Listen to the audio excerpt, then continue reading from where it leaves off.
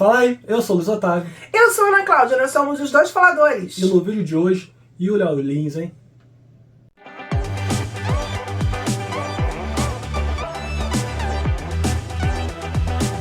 Fala aí, gente linda, já se inscreveu no nosso canal? Se você não inscreveu, se inscreve agora, aperta e inscreva-se. Toca o sininho pintadinho para receber notificações de vídeos novos. Comenta conosco, você tá sabendo da polêmica toda, da confusão toda, do trelelê que tá acontecendo com o Léo Lins? E claro, a discussão que está sendo trazida à baila a partir do que aconteceu essa semana com ele. Pra você que sente falta dos nossos vídeos charfundando o pé na polêmica, né? Acho que a gente resolveu voltar com força total. Um tema bem polemiquinho. Tema bem complicadinho, né? Pois bem, se você não sabe a história, o Ministério Público entrou com uma ação pedindo a retirada do especial do Léo Lins, que já estava no YouTube, se não me falha a memória, desde o final do ano passado. E a decisão foi acatada e com isso o especial dele então foi tirado do YouTube e aí começou a polêmica, né? Fábio Porchat foi um dos primeiros a se manifestar, escrevendo um textão no Twitter. Só mais uma coisa, ele foi proibido só disso, não foi proibido de fazer novas piadas homofóbicas? Porque, na verdade, com minorias. Eu tinha lido que ele também estava proibido de fazer novas piadas com minorias. Isso eu não consegui localizar. Na matéria que eu li, eu não achei isso. Pode ser que tivesse, mas eu não cheguei a achar. E aí o Antônio Tabet foi um dos primeiros a se manifestar. O Fábio Porchat escreveu textão. O Rodrigo Marques foi escrever um textão no Instagram dele em defesa do Léo Lins. E aí o debate sobre os limites do humor. Né? E depois que ele começou a colocar, o Porchat colocou esse texto, várias pessoas começaram a colocar textos marcando o Porchat e trazendo ele para um diálogo sobre as questões relacionadas ao tipo de piada que o Léo Lins faz. Então algumas pessoas usaram inclusive alguns exemplos de vários shows, de várias piadas que ele vem fazendo ao longo da carreira dele, onde ele se utiliza de minorias para de alguma forma fazer piadas pejorativas, ridicularizadoras, diminuindo de alguma forma o ser humano ou a situação em si. Então ele fez piadas com hidrocefalia, a queda do avião chapecoense, com o pessoal do Chapecoense. Ele fez piadas com negros, sobre racismo, gordofobia, com o pessoal LGBT, com uma mulher trans. Ele vem fazendo ao longo da carreira dele e ele vem sendo processado, mas é importante dizer. Ele sempre foi conhecido por piadas que antigamente se usava a expressão humor negro, que a gente nem usa mais hoje em dia. Eu acho que ele não faz nem piada de humor negro, ele faz piadas de mau gosto. Não, eu tô falando ele era conhecido como um comediante que atuava nesse nicho. Que trabalhava dentro e ele sempre tira uma marra de ser corajoso. Eu tenho coragem de fazer piada com o que mais ninguém faz. Então, se não me falha a memória, é ele que tem um livro sobre escrita de piada que vários humoristas sempre referenciam. Quando falam assim, como você começou a sua carreira? Se eu não me engano, é um livro que ele escreveu que a galera sempre fala. Então fala que realmente é um livro muito bom, que explica muito bem como funciona, questão de ritmo, punchline, essas coisas. Eu nunca gostei dele como humorista, nunca achei ele engraçado, contando piada de mau gosto, não. Mas eu nunca gostei do trabalho dele. Mas independente de qualquer coisa, o que está se discutindo atualmente? É exatamente a questão do limite do humor e, de novo, até mesmo também os limites da justiça. Até onde a justiça pode ir para regular alguma situação. Porque, e aí sem querer te cortar, o Fábio Porchat teria escrito em dado momento, até na resposta dele, de que piadas não ofendem.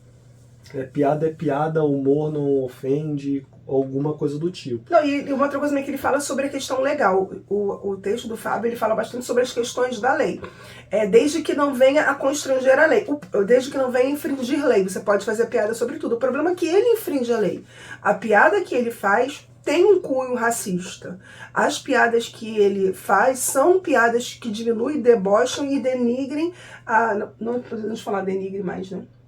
Existe um debate sobre essa questão do denegrir. E diminuem as questões dessa minoria. E o mais importante falar é que, às vezes, quando você faz esse tipo de piada, você, de alguma forma, reforça um comportamento negativo e uma ideia, muitas vezes, preconceituosa. Quando você faz uma piada ridicularizando uma pessoa gorda, você não está ridicularizando só essa pessoa ou a situação, você está ridicularizando milhares de pessoas que têm problemas de peso, ou porque têm realmente um problema de saúde, ou porque realmente estão satisfeitas e felizes com o corpo que têm.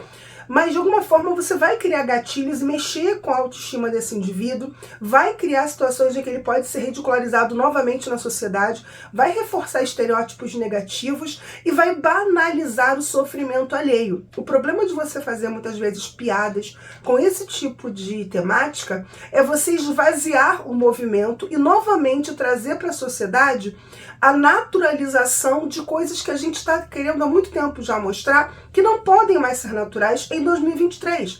Que sim, existe racismo estrutural, existe o machismo estrutural, existe o preconceito sobre várias questões de minorias, e isso precisa ser discutido, isso precisa acabar. Mas enquanto eu faço graça e acho legal, divertido e tudo bem, a gente está naturalizando esses comportamentos e de alguma forma colaborando para que essa estrutura de sociedade preconceituosa se mantenha e não está trazendo discussão para diminuir ou terminar com esse tipo de preconceito.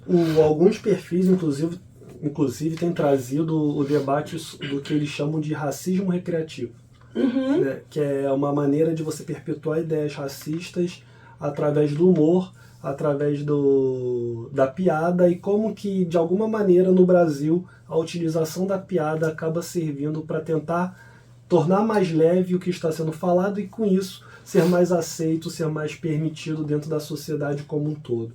Eu acho muito estranho essa postura do Fábio Porchat. Quer dizer, muito estranho não.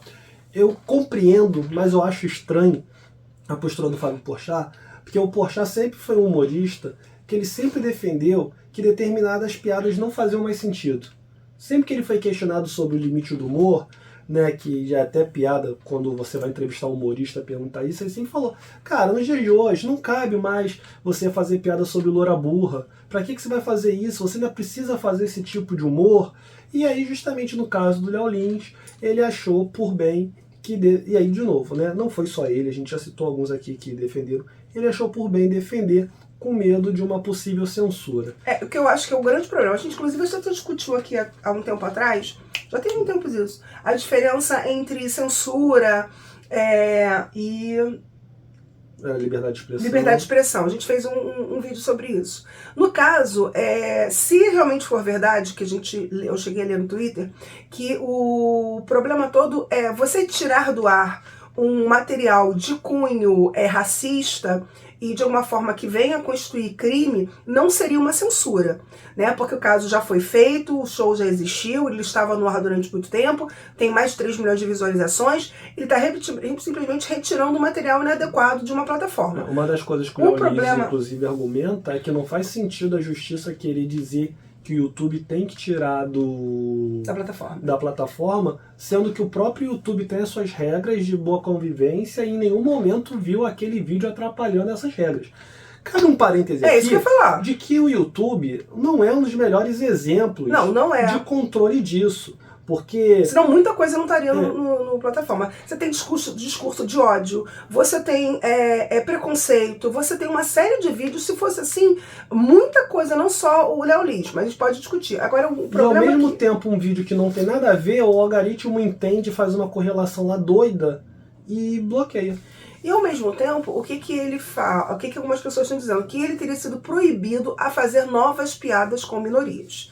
Então, isso seria para ele até uma proibição de trabalho. Afinal de contas, ele só sabe fazer piadas sobre minorias. Então, ele não poderia mais trabalhar. E constituiria censura, porque, no caso, antes da pessoa fazer ou cometer algum ato ilegal, ele estaria impedido de qualquer atitude. E aí seria uma censura prévia. O que é completamente inconstitucional e realmente ilegal. Eu não li a sentença do juiz, eu tentei localizar hoje na internet, não consegui localizar. Se você encontrou, manda pra gente o link, por favor. Eu ainda não localizei, gostaria de ler a sentença. Mas se for verdade o que realmente foi comentado, realmente constitui censura. O problema todo é que o que acontece? É que muitas vezes o que deve ser feito é o quê? A pessoa que se sente ofendida e indignada deve promover um processo. O problema é que a justiça no Brasil, ela é morosa, ela é cara, ela é difícil, principalmente quando se trata de danos morais. Infelizmente, até pela questão do racismo estrutural, de uma estrutura de sociedade preconceituosa, muitas vezes não são levados a sério pelo próprio judiciário esse tipo de problema. E aí você vai ver, por exemplo, um caso que também a mídia reportou junto com isso, de uma mulher transexual que teve o seu nome, a sua fotografia utilizada num show de piadas do Léo Lins, onde era ridicularizado o fato, né, dela ser transexual, a vida dela, a foto em si. Ela entrou com uma ação contra ele e ganhou 15 mil reais. Então, assim, nessa situação, é lógico que ele não se sentiu punido. E, inclusive, no direito existe uma grande discussão se o dano moral deve ser punitivo ou não. Eu acredito que deve ser. Porque se ele tivesse recebido uma ação de 500 mil, acho que ele pensaria 2 vezes antes de fazer piadas transfóbicas com quem quer que fosse. Mas quando ele é condenado a 15 mil e quanto ele ganhou, talvez tenha sido muito mais do que ele ganhou, é questão de custo-benefício para um cara com esse tipo de personalidade, ele não vai ter esse tipo de problema. Agora, é claro, se mexer no bolso, sim. Eu acho que, por exemplo, todas os familiares de vítimas de Chapecoense deveriam entrar com ações contra ele. Só que são pessoas que já estão machucadas com justiça e com dores por causa dos processos que eles estão movendo contra a empresa de avião, contra o próprio Chapecoense, enfim, uma série de questões que são difíceis. Você imaginar mães de filhos com hidrocefalia ou pessoas com hidrocefalia deveriam entrar com processo contra ele. Eu acho que ele devia ser afundado em processo de tal forma que ele não conseguisse respirar, a não ser se defender na justiça. Não fazer mais nada. Aí talvez ele se sentisse. Porque nessa sentença... Eu nem acho que fosse mudar alguma coisa. O que às vezes eu percebo é como se de uma forma o judiciário está tentando proteger ele dele mesmo. E avisando, cara, você está cometendo crimes. E não vão permitir que você continue fazendo isso. É claro que esse tipo de crime talvez não tenha uma visibilidade tão grande na sociedade como, por exemplo, quem rouba, quem mata, quem trafica. Pra gente é muito claro que essa pessoa tem uma atitude criminosa. Mas ser preconceituoso, ser racista é também ser criminoso. E isso pra gente, a gente tolera muito mais fácil. É muito mais fácil passar pano pra um racista que é tão criminoso quanto... sociedade, né? Assim, tão criminoso quanto um ladrão. Ele também comete um crime. E a sociedade consegue passar pano, muita gente consegue passar pano com muito mais facilidade. Talvez se fosse uma pessoa que tivesse assaltado um banco, não viria um grupo de pessoas com tanta projeção como o Fábio Porchat. O que eu sinto muito é a preocupação que os humoristas têm, e a sociedade, todo mundo tem, os formadores de opinião, com as questões de censura, né? Até onde vai a liberdade de expressão, até onde eu posso falar, e o medo que eles têm de amanhã também serem censurados. Então eu vejo na postura deles talvez muito mais, foi até o último post do Porchat hoje, foi muito mais no sentido de dizer, olha, eu não estou defendendo o Léo Lins, eu na verdade estou muito preocupado com algo maior, que é a liberdade de expressão, e estou preocupado com essa legislação que permite um juiz fazer isso. Né? E a gente precisa lembrar que parece que o tempo passa, é debatido isso e as pessoas não conseguem entender que a liberdade de expressão no Brasil não é igual a liberdade de expressão que a gente tem, por exemplo, nos Estados Unidos. No Brasil você tem a liberdade de falar o que você quiser, mas se for algo contra a lei, você vai ser punido por aquilo. Diferente dos Estados Unidos, que você não tem punições por defender determinadas ideias, tá? Tem e aí estados que estão mudando isso. Alguns estados já estão revendo essa lei, essa questão, porque estão vendo que realmente não dá mais para você permitir que as pessoas falem determinadas coisas em rede nacional, ao vivo, onde quer que seja, e incitando ódio, incitando a violência, incitando a morte e nada sendo feito. E aqui no Brasil a galera esquece disso. A gente tem a nossa liberdade de expressão. Você pode falar o que você quiser. Eu posso chegar aqui no vídeo e falar o que eu quiser falar no vídeo. Acreditando ou não, eu posso falar. Se eu falar algo que for relacionado a um crime, se eu cometer um crime, eu vou ter que responder por aquilo. Se alguma pessoa se sentir ofendida por alguma coisa que eu falei, ela vai ter todo o direito de tentar me processar e me colocar na justiça e ganhar de mim. Eu acho que é isso que as pessoas não entendem ou preferem não entender. Isso é uma coisa que eu venho batendo muito nas minhas aulas com os meus alunos. Eu falo, gente, olha só, se você é novo no canal, talvez você não saiba que eu dou aula de direito. Eu sempre tento falar para eles o seguinte, gente, embora a gente venha numa cultura de uma ideia de que quando eu tenho direito, parece que eu sou o dono do mundo. E a gente bate o pé e fala, eu tenho direito! É como se eu pudesse tudo. Então, o direito, ele não é absoluto. O nosso direito, ele é limitado. Então, é relativizado na medida que eu preciso limitar direitos, senão direitos ilimitados criam iniquidade, oprimem o outro. Na medida que eu tenho uma liberdade absoluta, a liberdade dele vai ser oprimida. Porque ele não vai poder exercer a liberdade dele porque eu estou numa liberdade excessiva, onde eu venho, inclusive, a tirar a liberdade dele, inclusive. Então é preciso que a gente limite os direitos e que coloque ele dentro, sim, de caixinhas, para que se possa permitir que todos tenham direito. Porque na medida que eu acho que eu tenho direitos, eu posso fazer tudo, é possível que ele não consiga fazer nada. Então é preciso que a gente venha equilibrar esses direitos e trazer essas limitações. E o limite disso é a lei. Então, pelo fato de você ter dinheiro, você fala, vou comprar um carro. Beleza, se tem dinheiro, pode comprar, compra. Só que para dirigir você tem que estar habilitado, seu carro tem que estar regularmente registrado, tem que estar licenciado, você tem que ter pago os impostos. E você depois, quando for dirigir, você tem uma série de limites, de velocidade, de como trafegar, de como dirigir, de coisas para fazer. Né? Você tem uma série de limites o tempo todo ao dirigir. E isso na sociedade como um todo. A gente às vezes faz isso tão automaticamente que não percebe que isso é um limite que a lei está te dando. Você tem todo o direito de ter o dinheiro e comprar o seu carro. Porém, se você não estiver habilitado, você não vai dirigir. E se você dirigir, você está transgredindo uma regra legal e você será passível de punição, porque você está transgredindo uma lei. Então, na sociedade como um todo, nós temos uma série de limitações. Não é o fato de que eu sou dono de uma casa e vou fazer dentro dela o que eu quiser. Não vai fazer. Existem uma série de limites que é a função social da propriedade, onde eu não poderei fazer na minha propriedade algo que venha a criar situações e torne nocivos da minha propriedade e venha a perturbar a propriedade, o meio ambiente, a paz, a saúde dos moradores que vivem próximos a mim. Então você tem uma série de liberdades e ao mesmo tempo de limitações. A liberdade que está prevista na nossa Constituição é uma liberdade limitada. Senão, ninguém vai ter liberdade. Então o Léo precisa entender, como talvez outros humoristas precisem entender, que sim, é possível fazer piada, sim, é possível fazer humor, sim, é possível ter liberdade de expressão, porém eu não posso permitir tudo. Porque ao permitir tudo, eu com certeza estarei gerando iniquidade, opressão e injustiça, o que é completamente inadequado dentro de uma sociedade em 2023. Então, eu acho que essa preocupação que se tem, acho que é justa. Eu acho que o debate sempre é importante. Esse debate já é antigo, inclusive ele começou lá no Rafinha Bastos, quando ele fez aquela piada com a Vanessa Camargo. E houve uma discussão grande sobre o limite disso. Em alguns outros momentos, o próprio Léo Lins já foi protagonista de debates sobre piadas que ele já havia feito. Isso voltou à tona a partir dessa sentença, dessa ação que foi proposta. E o Ministério Público, ele como parquet, ele tem total legitimidade. Parquet. O que é parquet? Como parte. Ele defende a sociedade. Então ele tem toda a legitimidade para propor ações coletivas em nome de minorias. Então, não sei se foi esse o caso, às vezes falta ao jornalismo os detalhes, né, que o direito tem, que às vezes pode parecer relevante.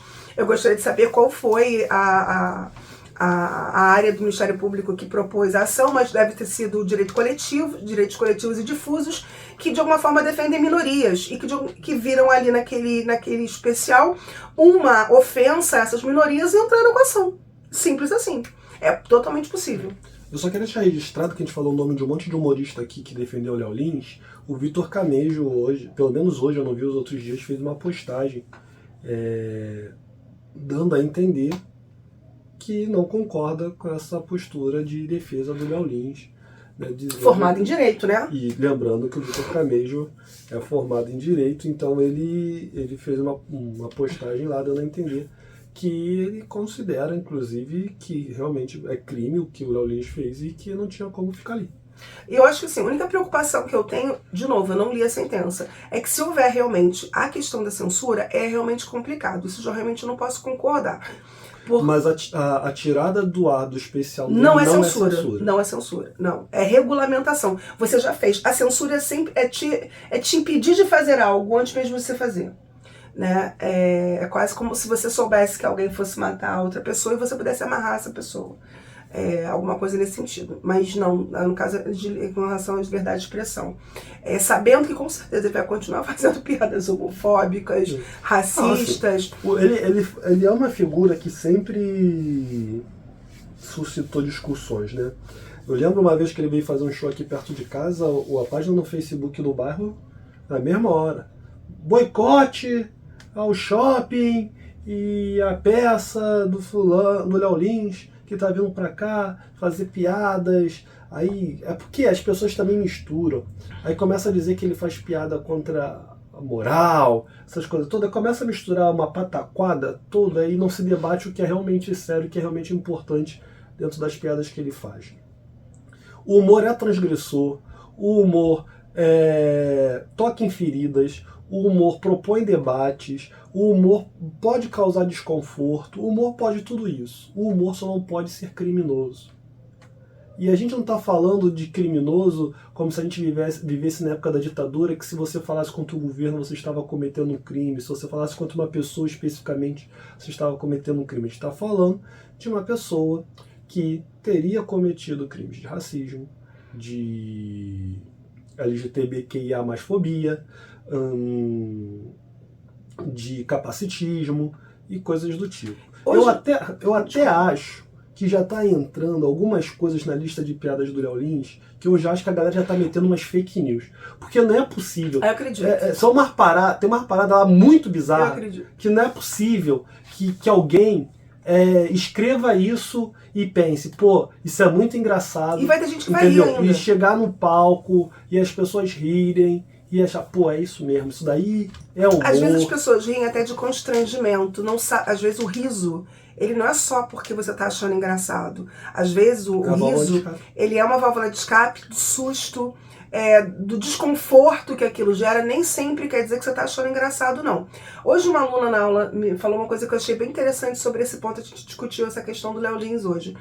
E ela falou o seguinte: professora, eu fui vítima de bullying na escola e muitas vezes as pessoas contavam piadas, riam e na verdade, no fundo, eu sabia que era sobre mim. Embora fosse uma piada geral, fosse uma coisa referente a algo que talvez parecesse ser qualquer pessoa, mas eles estavam olhando e estavam rindo de mim. Então eu vejo o Léo Lins como um cara que faz bullying.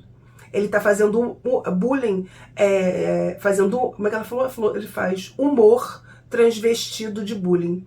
Então, é bullying transvestido de humor. Ele tá fingindo que tá fazendo humor, quando na verdade o que ele tá fazendo é bullying com as pessoas. Eu achei isso muito, muito sério. Ela falou assim: professora, até hoje eu faço terapia por causa das coisas que eu vivi no meu ensino médio. Pelas piadas que faziam sobre mim, comigo, ou sobre a minha condição física. Isso me magoou, ainda me magoa muito hoje. Achei muito corajoso da parte dela falar. E eu falei, pra mim faz todo sentido. Realmente, é uma espécie de bullying, né? É alguém que se sente no privilégio de um homem branco, com dinheiro, com prestígio, com influência, no direito de rir de outras pessoas que são diferentes dele. Eu não tô vendo ele fazer piada sobre homens brancos hétero. Eu tô esperando essa piada. Ainda não aconteceu. Ele fez quando falou de nordestino. Mas aí é xenofobia, não eu sei, eu tô debochando, né? Eu tô no deboche. Então, assim, quando foi pra falar de nordestino. E isso é uma coisa que eu acho muito fácil. Você, no seu privilégio branco, fazer piadas, achar engraçado ou achar divertido dentro da dor dos outros, dentro do sofrimento dos outros, você achar qualquer graça dentro de escravidão, dentro de mortes num acidente de avião. Eu acho tudo isso extremamente de mau gosto e não consigo achar graça. Mas o ser humano é capaz de, por exemplo, ver uma pessoa cair no chão e achar graça. Eu nunca consegui achar. Não tem nem comparação. Mas isso porque eu rio sempre, eu acho, porque eu sempre caio. Eu fico, então, quando alguém cai, eu fico apavorada, pensando, meu Deus, essa pessoa se machucou. Sempre a minha reação vai tentar ajudar essa pessoa a levantar, perguntar se ela tá bem. Mas tem gente que vai ficar parada morrendo de rir. Sim, mas não não tem nem comparação com a situação do Léo Lins. Eu acho que é reduzir muito a situação do Léo Lins. Eu acho. Acho E aí, que é isso. eu acho que é isso, gente. Comenta aqui com a gente o que você acha. Se você acha que o juiz se excedeu ou não. Se você gosta do trabalho do Leolis, defenda aqui, fica à vontade. Ah, não abre essa porta, não. Só peço para que vocês não contem aqui as piadas, porque acho que não merece nenhum tipo de divulgação. A gente nem contou nenhuma das piadas que ele contou. A imprensa tem reproduzido algumas pra gente poder ter uma noção, uma ideia do tamanho do problema que é. Eu nunca assisti um show dele, pretendo nunca assistir. Não, eu já assisti um show dele. E o nível das piadas que eu lembro não era no nível que estava. Sempre foi assim, um humor mais pesado. Mas não era nesse nível que tá agora, não. Porque assim, eu até entendo, eu gosto muito de Rafinha Bastos, eu amo Rafinha Bastos. E ele tem um humor também que é transgressor, assim, nesse nível. Ele faz piadas, assim, de mau gosto. Mas ele não chega a esse ponto. Não chega a cometer crime. Ele não chega a cometer crime. Ele vai ali, ó. E quando resvalou no cometer um crime, foi quando deu toda a confusão, que ele foi mandado embora, essas coisas todas. E pagou indenização pra Vanessa Camargo. Ele é proibido de falar de Vanessa Camargo até hoje. Mas, assim, não que o impeça de falar. Mas assim, é uma linha. Ele fica na linha tênue, ele consegue, assim. Parece que tá brincando de aquele malabaria, aquele cara que fica em cima do fio da corda bamba. Ele tá ali, ó. Em cima, um pouquinho mais, mas eu acho que o próprio Rafinha, ele mudou muito. Ele mudou muito o estilo. Ele continua debochado, ele continua fazendo umas piadas pesadas, mas eu acho que ele sacou, eu acho que ele conseguiu compreender melhor como trabalhar esse humor, entendeu? Não precisar ficar focando numa pessoa especificamente, trabalhar situações e não uma pessoa em si. Fora que ele resolveu para os Estados Unidos e lá ele tem uma liberdade maior de fazer piadas e brincadeiras, mas mesmo lá o nível de piadas que ele faz é mais leve do que a gente já viu ele fazendo aqui no Brasil. Então você chegou até aqui, não se inscreveu no nosso canal, você tá esperando o quê? Ajuda aqui, se inscreve, a gente quer chegar aos 2.000, gente. Ainda no meio do ano. Cá, achando que fosse encontrar a crítica de Pequena Sereia, sai segunda-feira. A gente tá no embargo, a gente não pode mostrar ainda não. E aí, se inscreve no nosso canal, deixa aqui o teu joinha, comenta conosco, compartilha esse vídeo e a gente se vê em todas quanto é rede social. Você tava com saudade da gente falando desses temas sérios assim, que a gente só tem falado agora no Jornal de Notícias Bizarras. Verdade. Disse se tava com saudade ou não. Tá? E é isso. Valeu, até a próxima.